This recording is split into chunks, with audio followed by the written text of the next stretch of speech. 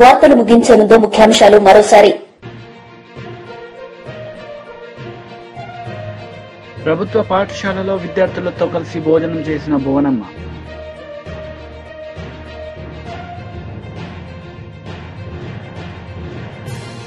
BRS leader Dasoju Shravan Kumar media సమావేశం. CM Revanth రెడ్డిపై fire.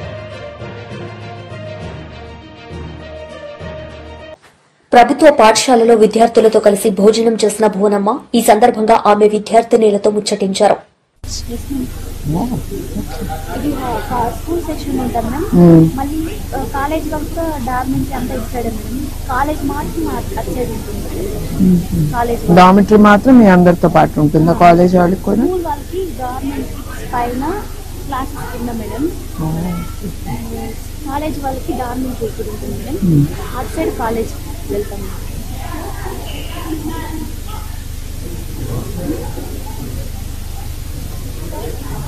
మాకు రూమ్స్ సరిపోయింది మ్యామ్. రూమ్స్ కావాలి. ఎంతమంది ఉంటారు ఒక్కొక్క రూమ్? అదే మేము 50 మెంబర్స్ ఉన్నాం. No, in one room how many sleep? పడుకునేటప్పుడు ఎంతమంది పడుకుంటారు కలిసి? కాలేజ్ వాళ్ళు డార్మెంటరీలో పడుకుంటారు. ఇన్ వన్ రూమ్ ఎంతమంది? 50 మెంబర్స్. అంటే పొడుగ్గా ఉంటుంది డార్మెంటరీ. ఇరుకవుతుందా? That's what. కంప్యూటర్ ల్యాబ్ కావాలి లేదా?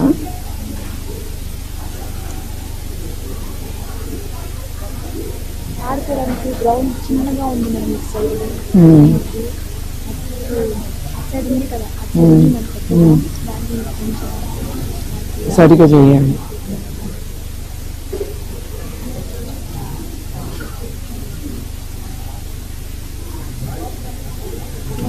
ఒక రిక్వెస్ట్ మ్యామ్. రైట్ సన్న బియ్యం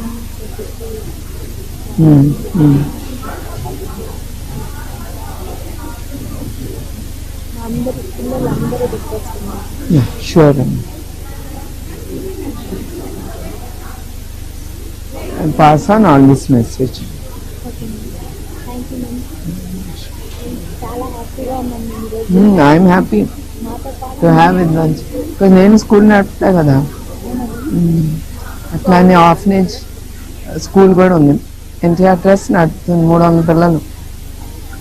I SIT and eat with them. First time నేను మీతో పాటు కూర్చొని ఎంతో లక్కీ గర్ల్ మ్యామ్. రియల్లీ ఈరోజు మొత్తం మర్చిపోలేము మేడం. సంధ్య థియేటర్ వద్ద జరిగిన తొక్కిసలాటలో రేవతి మరణించడం బాధాకరమైన విషయమని సినీ నటుడు జగపతి బాబు ఆవేదన వ్యక్తం చేశారు. తాను షూటింగ్ ముగించుకుని రాగానే హాస్పిటల్ కి వెళ్లి శ్రీతేజ్ ను పరామర్శించానని తెలిపారు. కుటుంబానికి అండగా ఉంటానని ధైర్యం చెప్పానని వెల్లడించారు. బాధిత కుటుంబాన్ని సినీ పరిశ్రమ నుంచి ఎవరూ పరామర్శించలేదనే వార్తలు వస్తుండటంతో ఈ వీడియో విడుదల చేస్తున్నానని జగపతి బాబు వివరణ ఇచ్చారు.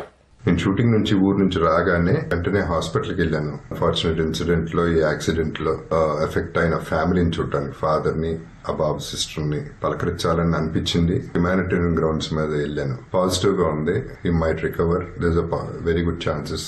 Let's hope for the best అని, with all the peoples blessing and gods and goddesses అని చెప్పేసి భరోసా ఇచ్చి వచ్చాను. అందరికంటే ఎక్కువ ఎఫెక్ట్ అయింది ఆ ఫ్యామిలీ కాబట్టి ఆ ఫ్యామిలీకి సపోర్ట్ ఇద్దాం. పబ్లిసిటీ చేయలేదు కాబట్టి, ఎవరికి తెలియలేదు కాబట్టి ఈ మాట వచ్చింది. అది I just clarified. Thank you very much. BRS leaders press meet నిర్వహించారు. ఈ సందర్భంగా పలు అంశాలపై ఆయన మాట్లాడారు. న్యాయం, ధర్మం, రాజ్యాంగ నిబద్ధత ఉట్టిపడే విధంగా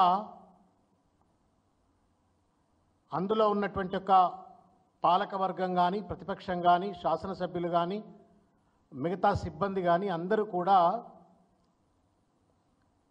గర్వపడేటువంటి ఒక రీతిలో, ఆదర్శవంతంగా ఉండేటువంటి ఒక రీతిలో వ్యవహరించాల. కానీ దురదృష్టం, రేవంత్ రెడ్డి గారు తెలంగాణ రాష్ట్ర ముఖ్యమంత్రి హోదాలో ఉంటూ పవిత్రమైనటువంటి ఒక ప్రజాస్వామిక దేవాలయంలో నిలబడి రాక్షస ప్రవృత్తితో రాజ్యాంగాన్ని ఖూనీ చేసే విధంగా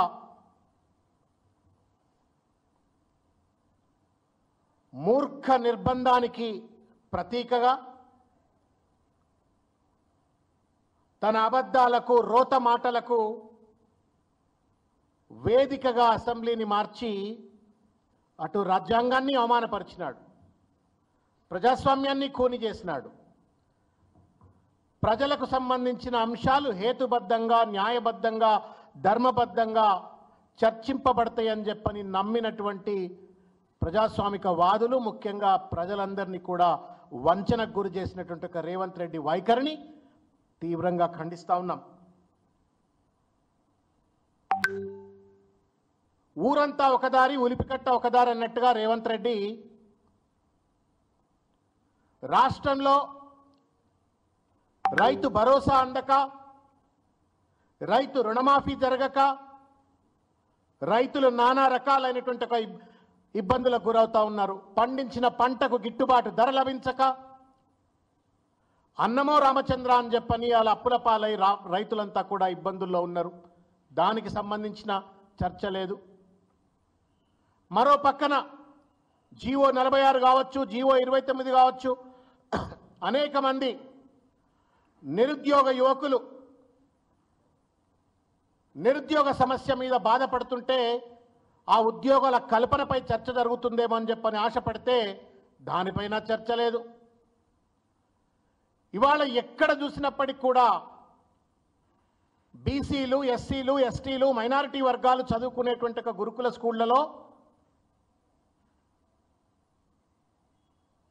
కలుషితాకారం వల్ల అస్వస్థులైపోయి ఆసుపత్రుల పాలై చనిపోతున్నటువంటి ఒక ఆత్మహత్యల పాలవుతున్నటువంటి ఒక గురుకుల విద్యార్థుల సమస్య పట్ల చర్చ లేదు. హైడ్రా బాధితులకు సంబంధించిన అంశం మీద చర్చ లేదు. మూసి బాధితుల సమస్య పట్ల చర్చ లేదు. అదాని లాంటి దోపిడీదారు అని చెప్పబడుతున్నటువంటి ఒక వ్యక్తికి కేటాయించిన భూములపైన చర్చ లేదు. లగచర్ల బాధితులపైన చర్చ లేదు.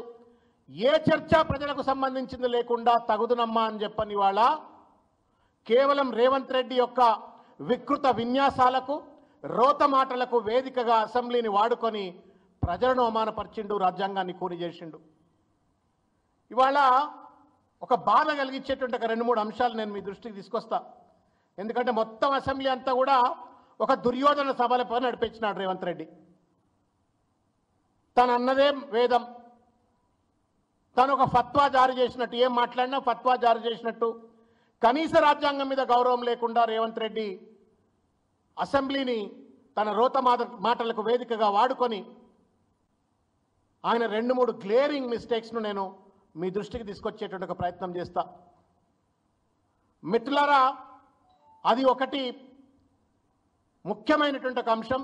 దాంట్లో చాలా అంశాలు ఉన్నాయి. లగచర్ల అంశం ఉంది, తర్వాత అవన్నీ కూడా మాట్లాడతాను. అయితే ఇప్పుడే హైదరాబాద్ కమిషనర్ సివి ఆనంద్ గారు కూడా మాట్లాడినారు ఈ అంశం మీద, కాబట్టి నేను కొనసాగింపుగా ఈ అంశాన్ని నేను మాట్లాడుతూ ఉన్నాను. తెలంగాణలో ఏమైనా అంబేద్కర్ రాజ్యాంగానికి ఏమైనా చరమగీతం పాడిండా Revanth Reddy? Is Revanth Reddy not governed by Indian constitution? Is Telangana police not governed by Ambedkar's constitution? Revanth BJP leader media సమావేశం నిర్వహించారు. ఈ సందర్భంగా పలు అంశాలపై ఆయన మాట్లాడారు. देश के यशस्वी प्रधानमंत्री नरेंद्र मोदी जी के नेतृत्व में लगातार भारत बढ़ रहा है और दिल्ली भी बढ़ रहा है। और दिल्ली जैसे प्रदेश में जहां पानी का दिक्कत हो, नाली का दिक्कत हो, सड़क का दिक्कत हो, उन समस्या पर दिल्ली के वरिष्ठ नेता और पूर्व मुख्यमंत्री कुछ नहीं बोल रहे। और जैसा कि आप जानते हैं, याद कीजिए कोरोना के समय को, जब कोरोना जैसी महामारी इस दुनिया में आई तो दिल्ली के तत्कालीन मुख्यमंत्री ने क्या कहा था कि जो बिहार यूपी के लोग हैं वो बिहार यूपी लौट चले जाएं। इलाज तक की व्यवस्था नहीं दिया और बसों में भरकर बिहार और यूपी जाने के लिए लोग मजबूर हुए। और आज लोग ये गलतफहमी फैलाने का प्रयास करते हैं कि पूर्वांचल के इशू पर रोहिंग्या और बांग्लादेशियों से जोड़ने का प्रयास किया जा रहा है। जबकि उनको पता होना चाहिए कि हमारे राष्ट्रीय अध्यक्ष जगत प्रकाश नड्डा जी बिहार की धरती पर ही उनका जन्म हुआ, पले पले हुए और आगे बढ़कर पूरी तरह इस देश की राजनीति में आए, हिमाचल से का प्रतिनिधित्व करते रहे और जिस बिहार में जन्मे हो उस पूर्वांचल के लोगों के विकास के लिए, उनके सम्मान के लिए, उनकी समृद्धि के लिए लगातार जेपी नड्डा जी काम करते रहे। लेकिन दिल्ली में जो इंडी गठबंधन के लोग हैं, ये ना विकास से इनको मतलब है, ना दिल्ली के समृद्धि से मतलब है, ना दिल्ली में लोग शिक्षित हो, रोजगार मिले, इससे कोई चिंता लेना देना नहीं है। इसलिए आज बड़ा स्पष्ट तौर पर मैं आग्रह करने आया हूं दिल्ली में रह रहे पूर्वांचल के लोगों से, इन लोगों से सावधान रहने की जरूरत है और इन लोगों को करारा जवाब देने का समय आ गया। 10 साल 12 साल से दिल्ली में सरकार बनाकर कोई काम ఢిల్లీ की जनता के लिए బల్లగరువు గ్రామంలో అభివృద్ది పనుల ప్రారంభోత్సవం డిప్యూటీ సీఎం పవన్ కళ్యాణ్ పాల్గొన్నారు. ఈ సందర్భంగా ఆయన ప్రసంగించారు. ముఖ్యంగా గిరిజన ప్రజలు గిరిజన గ్రామాలు ఉన్నాయి. దీనికి ప్రత్యేకంగా దృష్టి పెట్టమని చెప్పాం. ప్రధానమంత్రి గారి పథకం, ప్రత్యేక కేంద్ర ప్రభుత్వం పథకం పిఎం జన్మన్ అని, ప్రధానమంత్రి జనజాతి ఆదివాసీ న్యాయ మహా అభియాన్ అని. దీని కింద రోడ్లు కానీ రోడ్లు సౌకర్యాలు కానీ వాటి కిందకు వచ్చే విధానం ఇది, ఈ పాలసీ. దాంట్లో భాగంగా 100 కంటే ఎక్కువ ఉండాలి ఆ జనాభా. 100 కంటే తక్కువ ఉంటే ఈ పథకం అమల్లోకి రాదు. సో మేము మాట్లాడుకొని ఇక్కడున్న కృష్ణతేజ గారితో కానీ కలెక్టర్ గారితో కానీ ఉన్నతాధికారులతో మాట్లాడి ఏం చేయాలి, ఇన్ని సంవత్సరాలైనా 70 సంవత్సరాలైనా ఇంకా డోలీలతోటి ఇబ్బందులు పడుతూ ఉన్నారు ప్రజలు, పైకి రాలేకపోతున్నారు, అవసరమైన అత్యవసర పరిస్థితుల్లో వాళ్ళకి ఇబ్బందులుగా ఉన్నాయని మాట్లాడుకుంటా ఉంటే, ముందుగా పంచాయతీరాజ్ శాఖ తీసుకున్నందుకు నేను మీకు ఏదైనా చేయగలుగుతున్నాను ఈ రోజున అంటే, ఈ రోజున దాదాపు 105 కోట్ల రూపాయల 33 లక్షల రూపాయల రోడ్లను ఈ రోజున మనకి శంకుస్థాపన చేశాం. ఇది చేయగలిగానంటే ఇక్కడున్న యువకులు పెద్దలందరూ కూడా మమ్మల్ని మా కూటమి ప్రభుత్వాన్ని గెలిపించారు. అత్యధికంగా ప్లాట్లు పోతూ, అగ్రికల్చర్ ల్యాండ్ పోతూ చాలా మందికి ఇబ్బంది అవుతున్నది. ఈ ఆప్షన్ వద్దు అని చెప్పేసి నల్గొండ ప్రజలు మొత్తుకుంటున్నారు. ఇది వద్దు, వేరే ఆప్షన్ తీసుకోండి సార్, ఇక్కడ ఎక్కువ మందికి నష్టం జరుగుతున్నారు సార్, మీరు ఇచ్చేటువంటి పైసలు కంపల్సరీ సరిపోతలేదు సార్, 100 మంది పాపం కష్టపడి పేదోళ్ళు, చిన్నోళ్ళు, పెద్దోళ్ళు, ఉద్యోగస్తులు కొనుక్కున్న ప్లాట్లు లాగమవుతున్నాయి సార్ అంటే కూడా లేదు ఆడు పెట్టింది కాబట్టి అది వద్దు, ఇదే పెడదాం. ఏం చేస్తున్న పరిపాలన నాకు అర్థం కావట్లేదు. ఇగోసా పంచాయతీలా నువ్వు చేసినా కాబట్టి అది కావద్దు కాబట్టి ఇది కావాలి, ఈ దానికోసం అది చేసేది.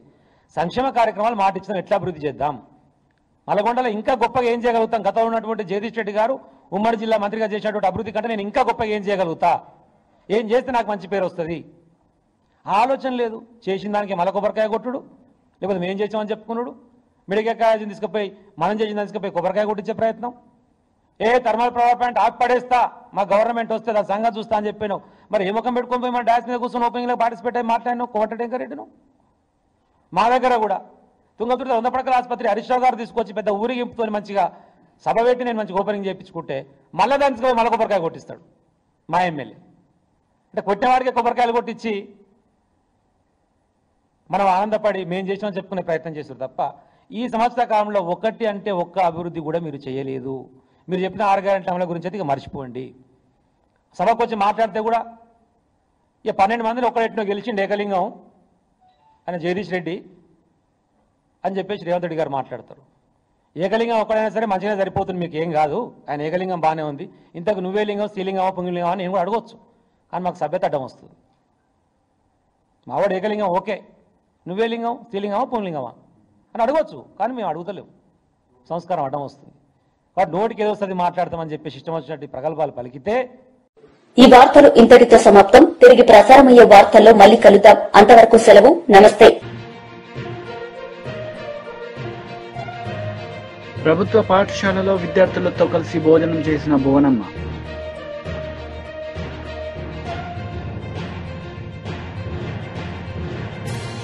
BRS leader Dasoju Shravan Kumar media సమావేశం. సీఎం రేవంత్ రెడ్డిపై ఫైర్. నమస్కారం, వార్తలకు స్వాగతం. ముందుగా ముఖ్యాంశాలు.